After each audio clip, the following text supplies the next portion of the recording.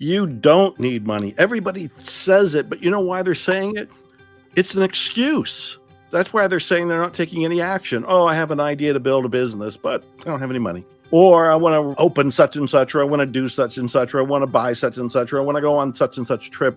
They come up with all these things that they would like to do, but then they deceive themselves. There's that sneaky little subconscious wiring that talks them out of their own good. And they say, well, I can't do it because I don't have any money.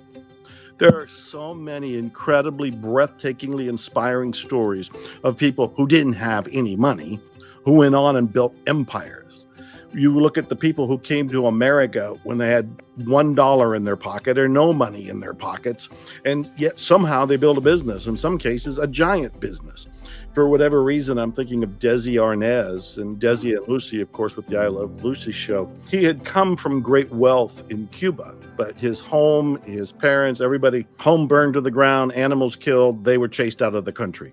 He comes to America, and I really think he had $5. I think he had $5. And here is a man who doesn't speak English, who comes to this country with $5 in his pocket and builds a frickin' media empire.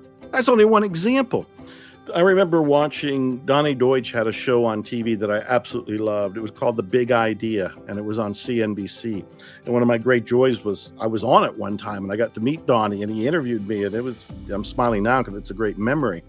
But he had a woman on there. There was this young black woman who had invented a purse, and he asked her the story. And she had said, well, I had an idea for a purse. The purses I saw out there weren't serving me. And so I designed it, but I didn't have any money to make one. And I had to find somebody that would make a prototype. So she went on Google. She did all of her research. She found that the best ones that could make it are in China. The woman books a flight to China. She has no money. She has no contacts. She can't speak Chinese. She puts all of this on her credit card. She flies to China, goes to one of the big hotels because she figures somebody there is going to speak English. They do. She hands them the printout of the list of suppliers and asks, how do I get to them? She goes and meets with every one of them, and one of them agrees to build the prototypes. She comes back. All this is on a credit card. She has no money. This is daring and this is creative. She comes back to New York, has her prototypes, goes to a few stores, and somebody picks them up. She was on Donnie Deutsch's show because she was a young multi-millionaire with a big idea. There are so many stories of people who have done that. I really get in people's face, and I know the feeling.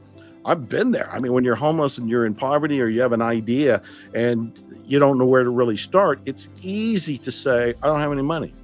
Boy, I'd do it if I had any money. No, bull. If you're really creative, if you're really committed, you really want to make something happen, you'll find a way to make it happen.